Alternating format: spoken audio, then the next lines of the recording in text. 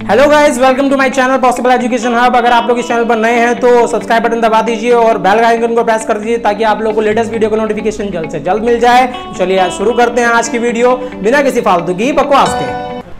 Hello guys, तो हमारा आज का टॉपिक है moral development of a child. हम लोग बात कर रहे हैं नैतिक विकास के एक बच्चे की। और नैतिक विकास से मतलब यहाँ कुछ रीति रिवाज हैं, कुछ कस्टम्स हैं, कुछ हमारे बिलीव्स हैं कि बच्चे को आगेगारी होना चाहिए, बच्चा बड़े का कहना मानने वाला होना चाहिए, सबका आदर सत्कार करने वाला होना चाहिए। ये कुछ सारी चीज़ें मॉरलिटी है। इंडियंस के पास में जो सबसे बड़ी चीज़ है वो है हमारा कल्चर। बाकी पूरी दुनिया की अगर हम बात करें तो सारे देशों में पैसा है, सारी चीज़ें हैं, पावर है उनके पास। लेकिन एक जो चीज़ है जिसके लिए इंडियंस जाने जाते हैं पूरी दुनिया में, वो है हमारे रीति रिवाज, वो है हमारे कल्चर, हमारी संस्कृति, जो हमें पूरी दुनिया में सबसे बड़ा बनाती है। और हम इसी के बेसिस पे क्या बनेंगे, विश्व गुरु कहते हैं ना। हमारे मोदी जी का कहना है कि हम लोगों को क्या बनना है, विश्व गुरु बनना है, पूरी दुनिया में वर्ल्ड लीडर बनना है हम लोगों को, है ना। तो चलिए हम लोग बात करेंगे इसमें। जैसे आप लोगों को वीडियो में आगे बढ़ने से पहले कुछ सवाल हैं, जैसे कब से बच्चा झूठ बोलना शुरू कर देता है, कब वो अपने फ़ायदे के लिए चीज़ों का और तरीक़ों का, अपने विश्वासों का इस्तेमाल करना शुरू कर देता है, कब से वो लोगों को सत्कार करना बंद कर देता है। कहते हैं ना, जैसे जैसे बच्चा धीरे धीरे बड़ा होता चला जाता है उसमें मोरालिटी धीरे धीरे कम होने लगती है। ऐसा क्यों होता है, क्यों ऐसा, क्या ऐसा होना सही है, ऐसा किस वजह से होता है? इन कुछ सवालों का जवाब हम लोग आज देखेंगे हमारे आज के topic moral development of a child में। इसको बनाने का जो श्रेय जाता है, जो इसके एक्सपोनेंट हैं, वो है हमारे मिस्टर कॉलबर्ग। और इनके जो सपोर्ट करते हैं, इनके जो समर्थक हैं, वो मिस्टर जीन पियाजे। और जीन पियाजे के ऊपर जीन पियाजे का भी मॉरल डेवलपमेंट का प्रिंसिपल है अपना खुद का, और इस पर कहीं ना कहीं कॉलबर्ग का ज़्यादा इम्पैक्ट है। तो जो बेसिक है, जो माना जाता है मॉरल डेवलपमेंट के प्रिंसिपल को देने का जो श्रेय जाता है, वो जाता है हमारे कॉलबर्ग को। One of the most important her teaching exam से इससे रिलेटेड क्वेश्चन पूछ लिए जाते हैं। चलिए हम लोग बात करेंगे पहले डेफिनेशन की। तो डेफिनेशन कहती है moral development of a child is the process of familiarising him और her with social tradition, culture, customs, rules and laws of society. कहने का मतलब यह है कि एक बच्चे को रूबरू कराना है आपको। फैमिलाइजिंग मतलब आपको रूबरू कराना है एक बच्चे को हमारे समाज के तौर तरीक़ों से, रीति रिवाजों से, नियम कानूनों से, इन सारी प्रोसेस का, ये जो प्रोसेस चलती रहती है, जब बच्चा हमारे समाज के नियम कानूनों से रूबरू होता रहता है स्टेप बाय स्टेप, हर एक स्टेज पर, यही प्रोसेस हमारी क्या कहलाती है, मॉरल डेवलपमेंट कहलाती है। इन सबको अगर हम लोग सिंथेसाइज कर देंगे सारी चीज़ों को ज़िंदगी भर। और ये मॉरल डेवलपमेंट केवल एक दिन की प्रोसेस नहीं है कि केवल एक दिन में बच्चों को सिखा दिया, बता दिया और वो उसको आ जाती है, नहीं। मॉरल डेवलपमेंट का जो विकास है वो जन्म से लेकर के टिल डेथ, मरण अवस्था तक चलता रहता है। मॉरलिटी एक दिन में सीखने की चीज़ नहीं है। और धीरे धीरे जैसे जैसे एज बढ़ती जाती है, जैसे सिचुएशन बढ़ती जाती है, लोगों के बिलीफ, लोगों की मोरालिटी चेंज होती रहती है। चलिए अब हम लोग बात करते हैं नोट डाउन करने की चीज़। In order to develop the morality in a child, more importance should be given to the refinement than to repression. Refinement का मतलब होता है शोधन और रिप्रेशन का मतलब होता है दमन। इसमें नोट डाउन करने की चीज़ ये है कि अगर आप अपने बच्चे में मॉरल डेवलपमेंट चाहते हैं, क्या अगर आपके बच्चे में नैतिकता का विकास हो, तो आप क्या कीजिए, ये कीजिए, रिफाइनमेंट का मतलब है शोधन कीजिए। शोधन का मतलब ये है देन रिप्रेशन। रिप्रेशन का मतलब क्या होता है, दमन। जैसे बच्चा, जैसे हमें अक्सर इंडियन अप्रोच की बात करेंगे, इंडिया में आप लोगों ने अक्सर देखा होगा, अगर बच्चों क्या करते हैं, कोई गलती करते हैं, है ना, जैसे कोई गेस्ट के सामने कोई ऐसा बिहेवियर है जो उनको नहीं करना चाहिए, मतलब जो सोशली एक्सेप्टेबल नहीं है, और बच्चों को उस टाइम पे क्या कर दिया जाता है, सबके सामने उसको डांट दिया जाता है। उसका क्या कर दिया जाता है, रिप्रेशन, उसका दमन कर दिया जाता है कि नहीं ये नहीं कर सकते तुम। ये बाद में भी उसको दमन किया जाता है। तो उसके कंपैरिजन में आपको क्या करना चाहिए, रिफाइनमेंट पे ध्यान देना चाहिए, शोधन करना चाहिए। बच्चा क्या है, बच्चे को नहीं पता है कि हमारे समाज के क्या रीति रिवाज है, क्या कल्चर है, किसके सामने किस तरीके से पेश आना होता है। नहीं, हम तो क्या ऐसा एक्सपेक्ट करते हैं ना। सबसे बड़ी जो प्रॉब्लम होती है वो हाईली एक्सपेक्टेशन से होती है। बच्चे छोटे होते हैं लेकिन माँ बापों की जो उम्मीदें होती हैं, एक्सपेक्टेशन होती है अपने बच्चों से, वो बहुत ज़्यादा हाई होती हैं। इतनी हाई एक्सपेक्टेशन एक छोटे से बच्चे से रखना किस मतलब कहाँ का न्याय है? मैं तो नहीं मानता कि ये कोई न्याय कर रहे हैं हम अपने बच्चों के साथ में। छोटे छोटे बच्चों से इतनी हाईली एक्सपेक्टेड करें कि वो बिल्कुल वेल मैनर्ड, वेल कल्चर्ड की तरह पेश हो जाएं किसी के सामने, नॉट पॉसिबल गाइस। वो बच्चा है, छोटे बच्चे हैं। आपको क्या समझना होगा, आपको ये समझना होगा कि यार आप चाहते हैं अपने बच्चों में नैतिकता का विकास, तो उसको रिप्रेस करने की बजाय, मतलब उसको दमन करने की बजाय, उसकी इच्छाओं को दबाने की बजाय उसको रिफाइनमेंट देने की जरूरत है। रिफाइनमेंट का मतलब यहाँ पे शोधन से है। मतलब अगर एक बच्चा कोई गलती कर रहा है तो उसको करने दीजिए ना, उसको एक्सप्रेस तो होने दीजिए। मतलब वो क्या करना चाहता है, उसके दिमाग में क्या है, उसके विचारों को तो देखिए, वो किन चीज़ों को किस तरीके से देखता है। आपने क्या करना शुरू कर दिया, उसको रिप्रेस करना शुरू कर दिया, दमन करना शुरू कर दिया, उसकी इच्छाओं को, उसकी जो भी वो बातें कहने की कोशिश कर रहा है। फिर धीरे धीरे बच्चा क्या कहता है, उसको पता है कि अगर बाद में तो हैबिचुअल यही हो जाता है, फिर बच्चा एक थीम बना लेता है कि अगर मैं पापा से या मम्मी से कुछ कहने जाऊंगा तो इसका मतलब वो तो मना ही कर देंगे साहब मना। जैसे आप ही की एक थीम है, जैसे आप लोग की आज भी बनी हुई है कि अगर मैं बोलूँगा कि रात के 1 बजे मुझे कहीं पार्टी करने जाना है दोस्तों के साथ, तब आप परमिशन का वेट नहीं करेंगे। You will say to your friends क्या यार मैं मैनेज कर लूँगा मतलब कि मम्मी पापा जब सो जाएंगे तब उसके बाद चुपचाप घर से निकल जाएंगे। तो ये कहीं ना कहीं चीज़ें जो आई हैं हमारे बच्चों में, उसके पीछे वजह ये है क्या, रिप्रेशन की बात चल रही है, दमन। हमारे पेरेंट्स ने हमारे उन बच्चों का क्या करते हैं, उनकी इच्छाओं को सुनने की बजाय उनका दमन कर दिया। अच्छा, अगर ये पेरेंट्स सुन लेते, ये दमन ना कर करके रिफाइनमेंट पे ध्यान देते, तो बच्चा कभी भी अपने माँ बाप से झूठ बोलने की कोशिश नहीं करता। मतलब वो अगर बता करके जाए घर में कि पापा मुझे ऐसे ऐसे पार्टी में जाना है, तो पेरेंट्स क्या हो जाएंगे, एक्स्ट्रा सिक्योर, मतलब उसको उसकी सिक्योरिटी का ख्याल रखेंगे। उनको पता है कि हमारा बेटा कहाँ गया है या हमारी बेटी कहाँ गई है। लेकिन ये तभी पॉसिबल है, बच्चा तभी अपनी बात खुल के कह पाता है अगर आपने उसमें रिफाइनमेंट दिया हो, ना कि रिप्रेशन दिया हो। अगर आपने अपने बच्चों की इच्छाओं को दबाया नहीं होगा और आपने उनकी बात में क्या करते चले, मॉरलिटी को प्रोड्यूस करने के लिए आपने रिफाइनमेंट दिया होगा। रिफाइनमेंट का मतलब यहाँ ये इसी चीज़ से चल रहा है कि उनकी चीज़ों को सुधार कीजिए, उनको समझाइए बेटा कि पार्टी एक रात के 1 बजे या 2 बजे की बजाय आप दिन में भी कर सकते हो। या बहुत सी चीज़ें ऐसी हो सकती हैं कि बेटे इसके लिए आप गाड़ी ले जा सकते हो, आप लोग कितने लोग जा रहे हो, बिना बताए मत जाओ, या बता करके जाओ। अगर आपको कल को कुछ हो जाए, ऐसा कुछ ना हो, कम से कम एटलीस्ट आपके घर वालों को नॉलेज में तो होगा। फिर प्रॉब्लम यही है कि दिक्कत यहाँ आ जाती है कि इंडियन जो पेरेंट्स हैं वो इस चीज़ पे ज़्यादा बल देते हैं, वो बच्चों की इच्छाओं को दबाने में ज़्यादा बल देते हैं, जबकि ज़रूरत आज के टाइम पे इसकी है, रिफाइनमेंट की। लोग कहते हैं कि हम हमारे बच्चों को खुल के बोलने का मौका देते हैं, लेकिन हमें भी पता होता है कि कितना खुल के बोलने का मौका देते हैं, है ना। बच्चे खुद खूब अच्छे से जानते हैं किस बात पे पापा या मम्मी सहमत हो जाएंगे, किस बात पे नहीं होंगे, और जिस बात पे सहमत नहीं होंगे, जहाँ उनका रिप्रेशन होगा, फिर वहाँ बच्चा गलती करना शुरू करता है, अपनी खुद की मोरालिटी, अपनी खुद की कंडीशंस को बनाना शुरू कर देता है। चलिए फिर आगे बात करते हैं, to bring a change in behaviour. अगर आप चाहते हो कि आपके बच्चे के बिहेवियर में चेंज हो, can develop the morality in the child. अगर आपने ये कहा कि अगर आप ये चाहते हो कि आपके बच्चा अच्छा बिहेव करे, मतलब उसके अंदर मोरालिटी अच्छे से डेवलप हो जाए, तो बस एक ही काम कीजिए गाइज, अपने बच्चों के जो बिहेवियर में चेंज लाने की कोशिश कीजिए। अगर वो गलती करे, गलती करने के बाद उसको सुधारिए, ये नहीं कि गलती से पहले ही उसको सुधारना शुरू कर दिया, उसको करेक्ट करना शुरू कर दिया। लेट हिम, क्या कहते हैं यहाँ पे, विलियम शेक्सपियर कहते हैं कि अगर आप बच्चों को चाहते हो कि वो आग के पास ना जाए, ये कहते हैं, उनका एक फेमस है कि अगर आप ये चाहते हैं बच्चा कभी आग के पास ना जाए, तो लेट हिम गो वंस, उसको एक बार जाने दो। अगर वो जाएगा, जलेगा, उसके बाद जो उसके लेसन मिलेगा ना लाइफ का, वो फिर दोबारा उस तरफ नहीं पलटेगा। लेकिन क्या है, कुछ चीज़ें चलिए छोटी, ये जरूरी नहीं कि दुनिया जिंदगी बहुत छोटी सी है, मान लेते हैं कि आपकी सोच, जो बड़ों की सोच है, या उनका जो अनुभव है, जो एक्सपीरियंस है, वो जो देना चाहते हैं अपने बच्चों को, वो भी अपनी जगह पे मायने रखता है। लेकिन जो असली एक्सपीरियंस आता है लाइफ में, वो क्या आता है, रियल टाइम सिचुएशन से आता है, आप उसे बता करके पूरा नहीं कर सकते। ये तो हमेशा 2 ही बातों पे इंफोसिस करेगी, हर स्टेट केवल 2 मेन बातों पे फोकस करेगी, ये बात आप लोग याद रखिए। चलिए आगे बढ़ते हैं और पहले डिस्कस करते हैं प्री कन्वेंशनल स्टेट को। तो हमारी इस अवस्था की बात हो रही है, पूर्व परंपरागत अवस्था, प्री कन्वेंशनल स्टेट की बात चल रही है। It emphasis mainly on 2 things, ये 2 चीज़ों पर आधारित होती है, 2 चीज़ों को ये क्या करती है, सपोर्ट करती है। उससे पहले इस अवस्था में जो ये एज है हमारी, इन्फेंसी और चाइल्डहुड, इन्फेंसी और चाइल्डहुड की बात चल रही है, इन्फेंसी और चाइल्डहुड पीरियड की बात चल रही है, शैशव अवस्था, और दूसरा हम लोग बाल्य अवस्था की बात कर रहे हैं। किसकी बात चल रही है, बाल्य अवस्था। इन दोनों स्टेज की बात चल रही है। ये वो पीरियड होता है जब बच्चे का प्री कन्वेंशनल स्टेट में क्या करता है, जो उसके बड़ों ने जो रीति रिवाज, जो कस्टम्स, जो रूल्स रेगुलेशंस बनाए हुए हैं, जो पहले से उसकी पीढ़ियों में चले आ रहे हैं, बच्चा उन्हीं को फॉलो करना शुरू कर देता है। जैसे आप किसी की भी बात कर लीजिए, इसको इस तरीके से देख लेते हैं कि जैसे हमारे भारत में अलग अलग तरीके के कल्चर, अलग अलग तरीके के कस्टम्स हैं, अलग अलग धर्म हैं, उन सब के जो रीति रिवाज हैं वो अलग अलग हैं। तो बच्चा इस स्टेज में अपने धर्म के हिसाब से, अपनी फैमिली के हिसाब से, अपने कल्चर के हिसाब से चीज़ों को फॉलो करना शुरू कर देता है। जो उसकी परंपरागत चीज़ें चली आ रही हैं, धीरे धीरे वो उनको सीखना शुरू कर देता है। यहाँ पे क्या है, वो कोई सा भी स्टेज हो, कोई सा भी समाज हो, कोई सा भी धर्म हो, कोई से भी रीति रिवाज हो, ये मेनली 2 बातों पे फोकस करता है। पहली चीज़ है, it emphasis mainly on 2 things. इस अवस्था में, इस स्टेट में केवल 2 चीज़ों पे ज़्यादा जोर दिया जाता है। पहला है हमारा पनिशमेंट, और पनिशमेंट एंड ओबीडियंस। पहली बात तो हो रही है हमारी किसकी, सजा की, और ओबीडियंस मतलब आज्ञाकारिता की बात चल रही है। यहाँ पे बच्चों को क्या बनाया जाता है, आज्ञाकारी बनाया जाता है, आज्ञाकारी, और दूसरे क्या दी जाती है, उन्हें सजा दी जाती है। सजा से मतलब यहाँ मोरल, फिजिकल या मेंटल कैसा भी टॉर्चर हो सकता है, कैसी भी पनिशमेंट हो सकती है।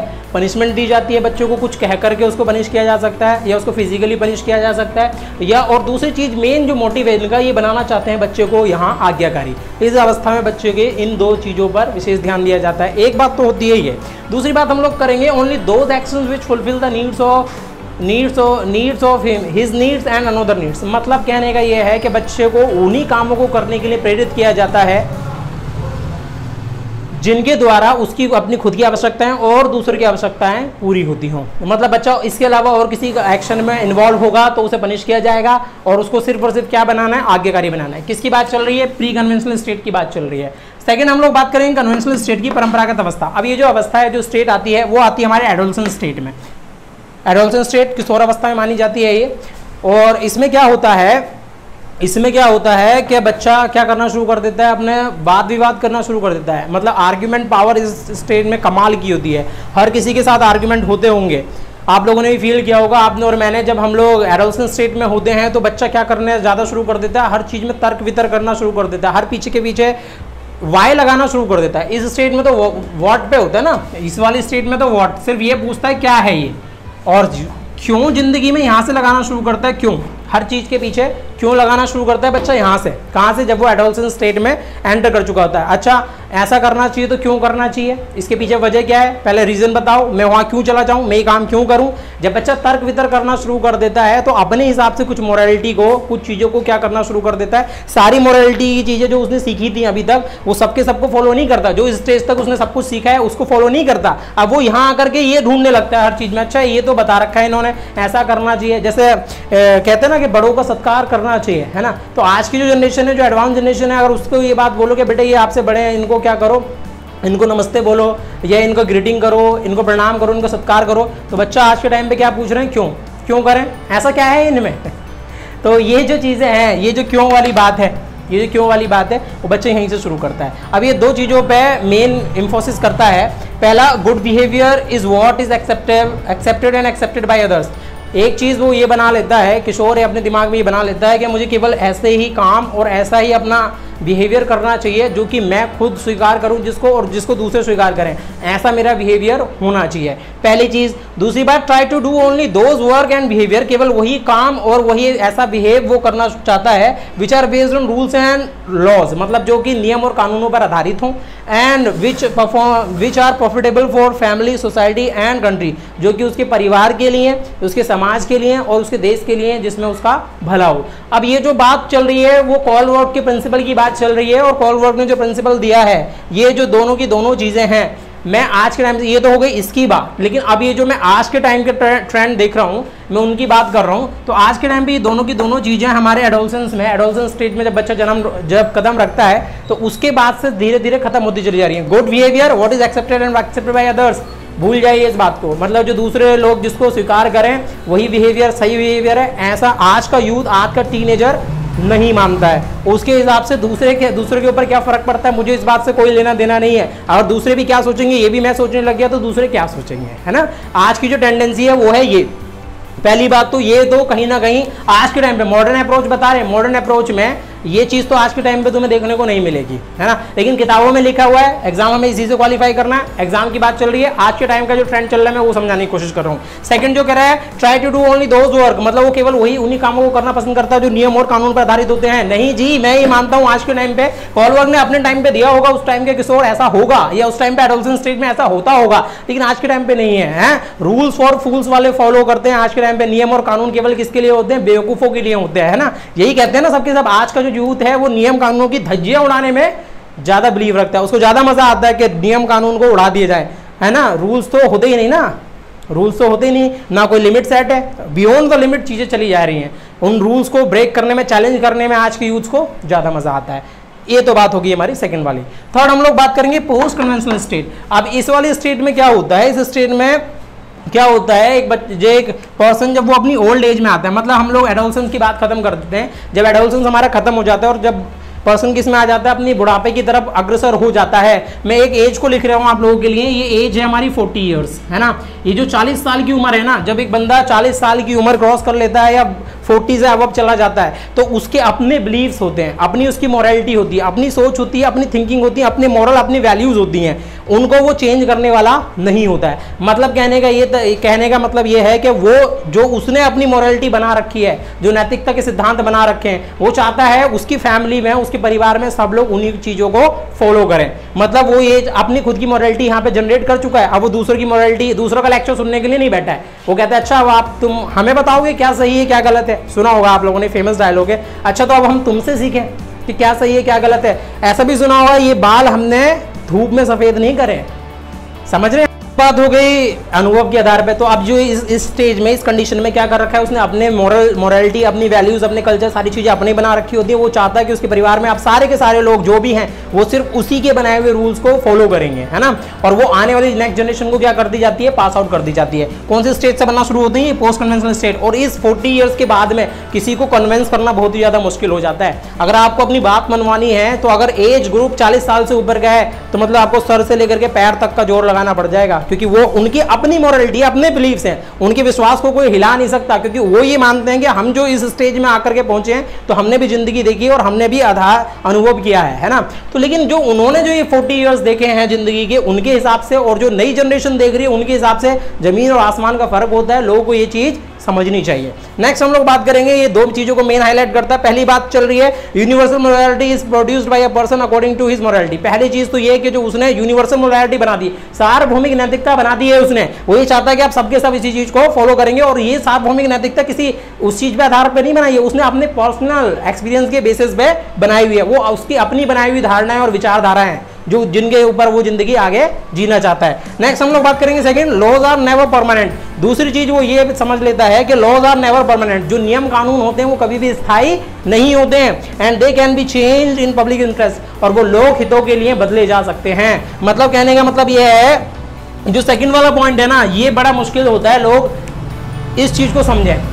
केवल इस चीज को तो समझ लेते हैं, यूनिवर्सलिटी तो सब पे लगा देते हैं, लागू कर देते हैं, ये सबके लिए हो गया, लेकिन इस चीज को समझना भी चाहिए। वो ये कहता है कि इस कंडीशन में ये भी होता है कि वो ये समझ लेता है जो नियम कानून पहले से चले आ रहे हैं वो कभी भी परमानेंट नहीं होते। मतलब इंसान नियमों के लिए नहीं है, नियम जो है वो इंसानों के लिए है, इंसान नियमों के लिए नहीं है। नियम कानून कभी भी जैसी सिचुएशन हो, कंडीशन हो, उसके आधार पर बदले जा सकते हैं। ये हो गई हमारी दूसरी बात। अच्छा चलिए एक बार मैं दोबारा से बता देता हूं इस कंडीशन में क्या हो रहा है। पहले वाली कंडीशन में, प्री कन्वेंशनल स्टेट में, बच्चा क्या कर रहा है, उसकी परंपरागत चीजें जो चली आ रही हैं, जो उसकी एक जनरेशन से दूसरी जनरेशन पे पास आउट होती चली आ रही हैं, उन चीजों को, उन नियमों को, कानूनों को फॉलो करना शुरू कर देता है। मेनली इसको यहाँ पे पनिशमेंट और ऑबिडियंस का पालक, मतलब उसको आज्ञाकारी बनाया जाता है। और दूसरी चीज क्या है, उसके जो काम होते केवल उतने तक ही सीमित रहते हैं जिनसे खुद का फायदा हो उसका और दूसरों का फायदा हो। ये स्टेट। दूसरी स्टेट की बात करेंगे कन्वेंशनल स्टेट। इस स्टेट में जब वो एडोलसेंस में स्टेप आउट करता है तो यहाँ से तर्क वितर्क करना शुरू कर देता है। जितने बिलीव्स उसके पेरेंट्स ने उसको बताए हैं, बेटा सच बोलना चाहिए,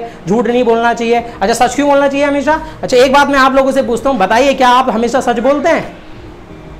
नहीं बोलते ना।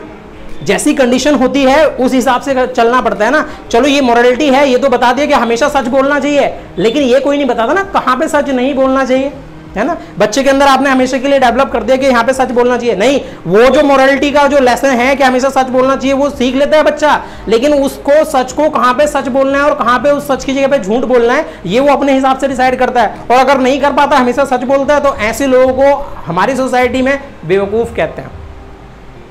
समझ रहे हैं बात? और अगर बच्चा अपने हिसाब से एडजस्ट करना जानता है, कहाँ पे किससे, पेरेंट्स से कब सच बोलना है, कब झूठ बोलना है, नॉट ऑलवेज ना, हमेशा नहीं बोलते ना, आप लोग भी सच नहीं बोलते ना हमेशा। हर सिचुएशन ऐसी नहीं होती कि सारी सच्चाई बता दी जाए, उसी की बात चल रही है। तो ये जो चीजें आती हैं ये हमारी एडोलसेंस स्टेज में बच्चा तर्क वितर्क कर करके जितनी मोरालिटी उसको पढ़ाई गई थी, मोरालिटी का लेसन, उसमें से अपने हिसाब से अकॉर्डिंगली छांटना शुरू कर देता है। मैं जितनी बातें आप लोगों को यहाँ बता रहा हूँ, या जितनी चीजें यहाँ नोट्स में आपको बता रहा हूँ, आप उसमें से क्या करेंगे, सेलेक्टेड उठाएंगे कि हाँ भाई ये चीज ज्यादा एम्फेसिस है। तो आपने अपने हिसाब से ना, मैं तो अपने हिसाब से आपको सारी चीजें बता रहा हूँ, लेकिन आप जो करेंगे अपना दिमाग लाएंगे, अपना तर्क वितर्क, अपना आर्गुमेंट पावर लगाएंगे, अपना ब्रेन यूज करेंगे और उसके हिसाब से चीजों को करेंगे।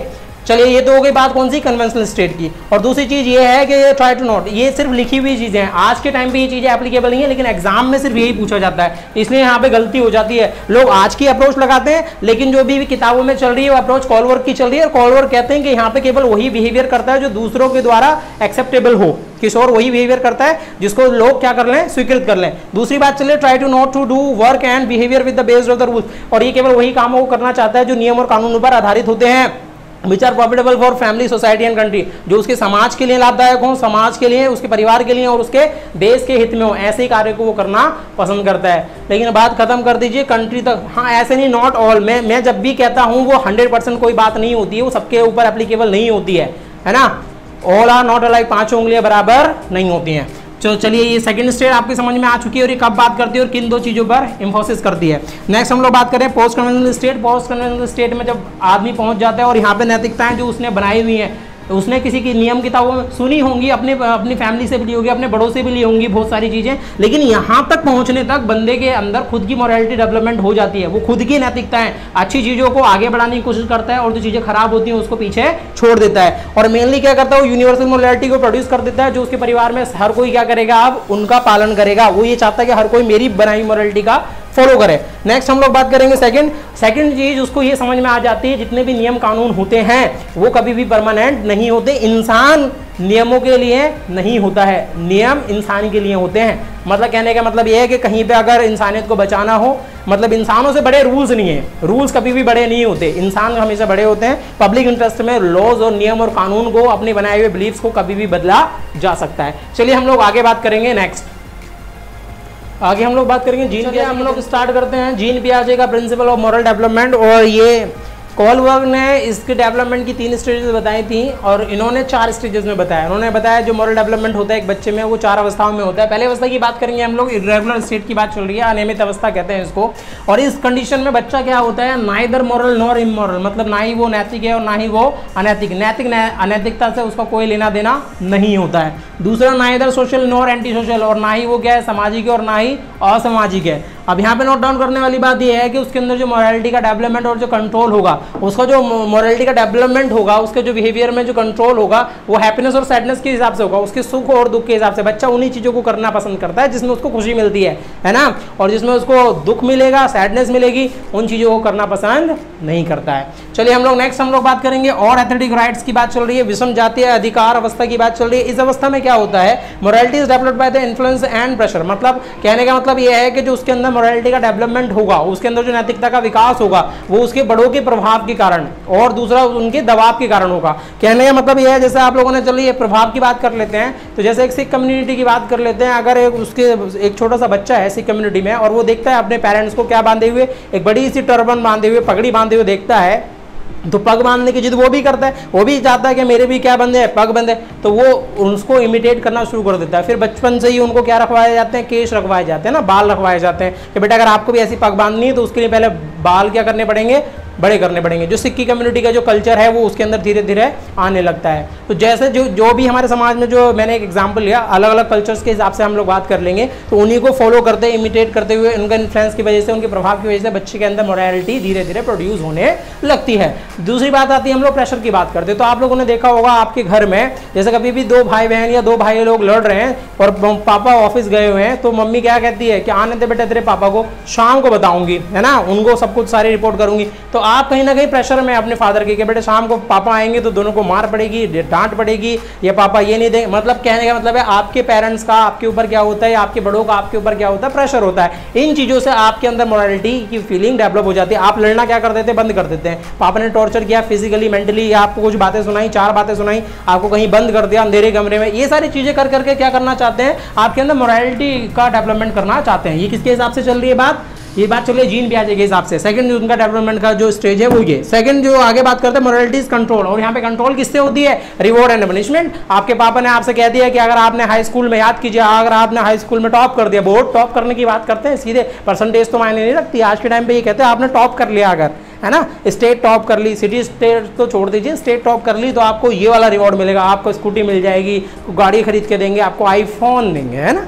आईफोन का सबसे ज़्यादा लालच मिलता है आजकल तो डिमांड वही चलती है, आईफोन चाहिए हमें तो लेकिन देखिए आप लोग भी कंडीशन को समझिए, जरूरी नहीं कि आईफोन मिलेगा तभी पढ़ाई करेंगे, नहीं, जिंदगी जो रिवॉर्ड देगी वो सबसे ज़्यादा बड़ा होता है। उस छोटे से रिवॉर्ड से जिंदगी आपको रिवॉर्ड देगी वो सबसे ज़्यादा बड़ा होता है। अपने लिए पढ़िए, खुद के लिए पढ़िए, नेक्स्ट हम लोग बात करेंगे पनिशमेंट की। तो पनिशमेंट की बात चले तो एक तो दो ही चीज़ें होती हैं, या तो डर से या शौक से। ऐसे कहते हैं ना लोग, पढ़ाई केवल दो ही चीज़ों की वजह से करते हैं, या तो डर से, है ना, या तो शौक होता है या खौफ होता है, ऐसा कहते हैं ना।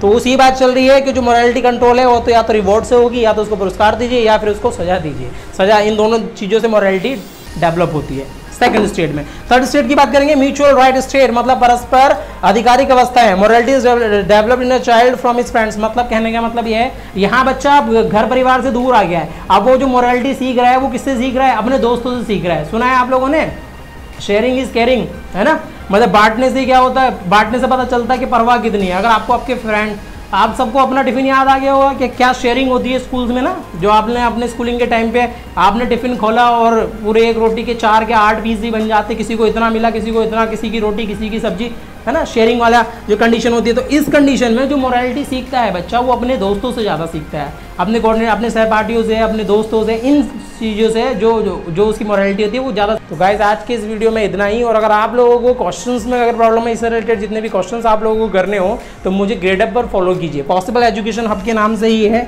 मेरी आईडी, वहाँ पॉसिबल एजुकेशन हब आप लोग डालेंगे। अच्छा, ये कहाँ से मिलेगा आप लोगों को? इसका डिस्क्रिप्शन में लिंक में डाल दूंगा और आपको लिंक से मिल जाएगा। दूसरी चीज़, आप लोग वहाँ जाकर के मुझे फॉलो कीजिए। मैं सारे इससे रिलेटेड जितने भी क्वेश्चंस होते हैं वीडियो के साथ में टॉपिक डालता हूँ, क्वेश्चंस डालता हूँ। अगर आप लोगों को कुछ प्रॉब्लम्स आए तो वहीं से वीडियो देखिए और वहीं से उन चीज़ों का आंसर कर लीजिए। और सेकंड चीज़, अगर आप गाइस यार आप लोगों को अगर पसंद आई है वीडियो और आप लोगों को चाहते हो कि लोगों तक पहुँच जाए, तो ये मोरालिटी के डेवलपमेंट जैसे आप लोगों ने पढ़ा और आपके अंदर अगर मोरालिटी डेवलप हो चुकी है तो आप लोग क्या करेंगे? सब्सक्राइब बटन को दबा देंगे और साथ में बेल आइकन भी, ताकि आप लोगों को लेटेस्ट वीडियो की नोटिफिकेशन जल्द से जल्द मिल जाए। तो thanks for watching guys, thank you, जय हिंद, जय भारत।